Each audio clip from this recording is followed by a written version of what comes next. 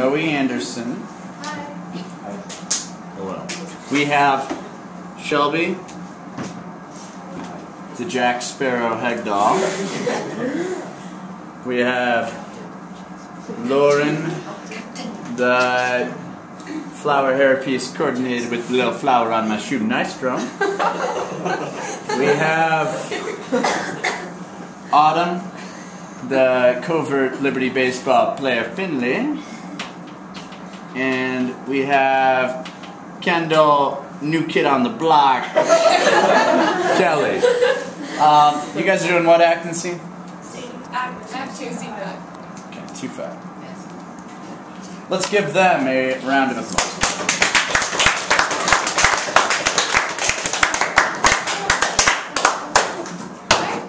So, the title of our poster is Best Prank Ever. And the characters are Malvolio, Maria, Sir Andrew, Sir Toby,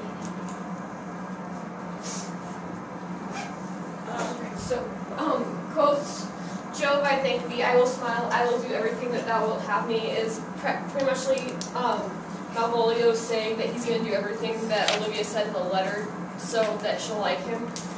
And if I could make that resemble something it means softly, M-O-A-I. M-O-A-I, this simulation is not as the former, and yet to crush this little, it would bow to me, for every one of these letters are my name, and he's just trying to fit everything in his letter, or everything in the letter to what is about him. So, and it's pretty much just how it shows how self-obsessed he is.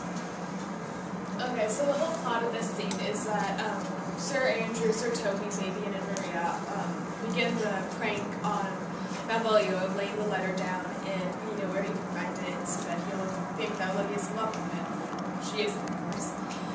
And it relates to it contributes to the subplot of the whole play where Malvolio just being blinded by his self-love and just thinking of who he's with him and everything's just fine. Really in this scene, the self-obsession, the self-love, and the pride that Malvolio shows are really themes for the subplot and why this is happening to Malvolio. And he could have been so blind that this probably wouldn't have happened to him. And that really he should start thinking reasonably and just try and roll with things rather than being so stuck up to everyone else. So I did some side info on bear baiting, and it's actually a pretty disgusting sport because the bears would be declawed, and then they'd be defanged and everything, and they'd be tied to a post, and they would stick dogs on them, vicious hounds, and they would tear the bear apart, and so yeah. Yeah, we're going to start the scene.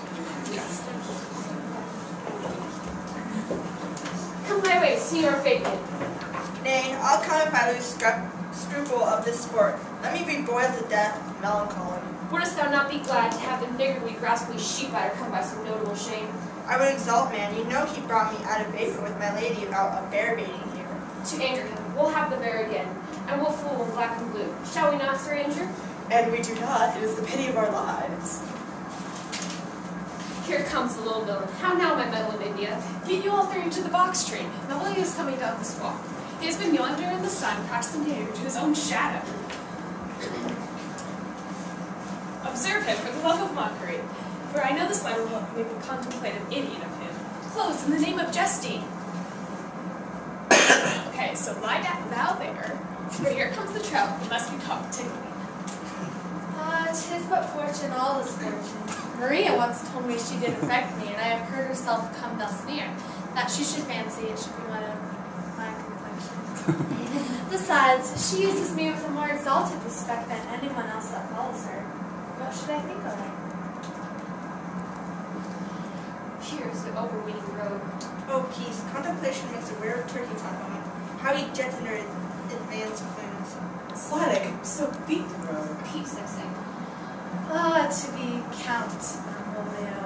Rogue. Pistol, Peace. I mean, there's an example for it. The lady at the statue married the human of the wardrobe. Violence. Oh, peace now. He's deeply in. Look how imagination blows him. having been 3 months married to her, sitting in my estate, Oh, for stone would him in the eye. calling my officers about me in my branched velvet gown, having come from my daybed, where I have left Olivia sleeping. Fire and brimstone. Oh, peace, peace. And then to have the humor of the state, and after demure travel of regard, tell them I know my place, as I would they should do theirs, to ask for my kinsman Toby. Bolts and shackles. Oh, peace, peace. Now, now. 7 of my people, with an obedient start, make out for him. I frown the while, perchance wind up my watch, or play with summer jewel. Toby approaches, curtsies there to me. Shall this fellow live? Though our sons be drawn from us with cars, yet peace. I extend my hand to him thus, quenching my familiar smile with an austere regard of control, And does not Toby take you a blow over the lips then? saying, Dear cousin Toby, my fortunes, having cast me on your knees, give you this prerogative of speech. What? You must amend your drunkenness. Out, scab. Nay, patience, or we break this news of our plot. Besides, you waste the treasure of your time with a foolish knight. It's me, I warned you. One Sir Andrew. I knew 'twas I. And you to call me a fool. What employment do we have here? Now is the woodcock near the gin. Oh, peace, in the spirit of humor's intimate greeting about. By my life, this is my lady's hand. These be her very C's, her U's, and her T's, and thus makes her great P's. Oh, it is a content question of her hand. Her seats, her views, and her keys. What else? To the unknown beloved, this and my good wishes. Oh, her very phrases thoroughly wax soft, and the pressure will decrease, but she uses to seal. Oh, 'tis my lady!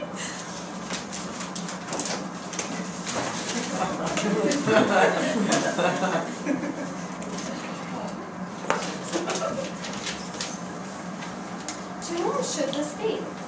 This wins him liver and all. Jove knows I love, but who? Lips do not move, no man must know. No man must know. What follows? The number is altered, no man must know. If this should be thee, Malvolio, Hang, or Mary, hang thee, brought. I may command where I adore, but silence like a Lucrece knife. With bloodless stroke my heart doth gore, M-O-A-I doth sway my life. A fustian riddle. Excellent which say I. M-O-A-I doth sway my life. Nay, but first, let me see. What dish of poison has she dressed him? And with what wing the sting of checks in it? I may command where I adore. Why she may command me? I mean, a server. She's my lady. Why, there's evident to any formal capacity. There's no obstruction in this. In the end, what should that alphabetical position portend? If I could make that resemble something in me, softly, M-O-A-I. Oh, I make that up. He is now cool of sin. Souter will cry upon it. For all this thou, it be as rank as a fox. M. Malvolio! Only that becomes my name! Did not say he would work it out. The cur is excellent at fault. M. But then there's no constancy in the sequel that suffers under probation. A should follow, but O does. And O shall end at hope. I are all cudgel to make him cry out. And then I comes behind. Aye, and you and had an eye behind you. You might see more detraction at your heels than for fortunes before you. M-O-A-I. This simulation is not as the former, yet to crush this a little, it would bow to me, for every one of these letters are in my name. Soft, here follows prose. Some are born great, some achieve greatness, and others have greatness thrust upon them. Embrace fortune, stop being humble, confront kinsmen and Surrey with servants, argue politics, adopt idiocracia. Wear yellow stockings cross-gartered if you are not ready to stay a servant still, not worthy of this fortune. Signed, the fortune unhappy. Wow. Daylight and champion discovers not more. This is open. I will be proud. I will read politic authors. I will baffle Sir Toby. I will wash off gross acquaintance. I will be pointed by the very man. I do not now fool myself to let this imagination jade me for every reason such this. My lady loves me. She loves me. She did commend my yellow stockings of late. She did praise my legs being cross-gartered.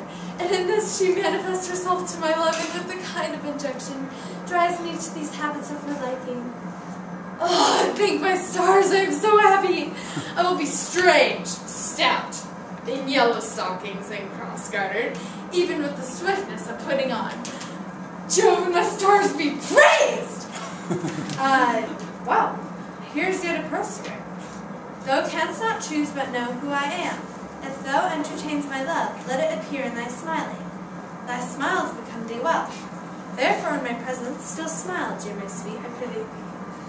Jove, I think I will smile, I will do everything she asks me. She loves me!